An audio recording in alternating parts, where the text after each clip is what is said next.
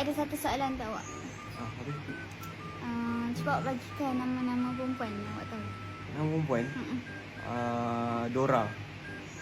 Dora? Dora mana? Dora the Explorer. Tak tengok? Lain. Lain. Yaya. Yaya? Yelah Yaya. Yaya siapa? Yaya Boboiboy. Alah, tak payahlah kartun. Tak payah kata. Macam mana? Cuba bagi contoh. Okey. Okey, cuba awak tanya. Cuba sebutkan nama lelaki. Adam. Aidi. Adam? Siapa Adam? Siapa Aidi? Tak, itu kan contoh je. Tak kisahlah contoh ke apa. Nama saya kan ada, Alif Aiman. Tak, tadi kan awak tanya contoh. Habis tu saya ni apa? Saya ni apa? Perempuan? Tak, awak cakap contoh. Yelah tak kira lah contoh ke apa. Ni saya ni apa? Nama saya tak boleh sebut? Tak boleh lah? Cakap contoh.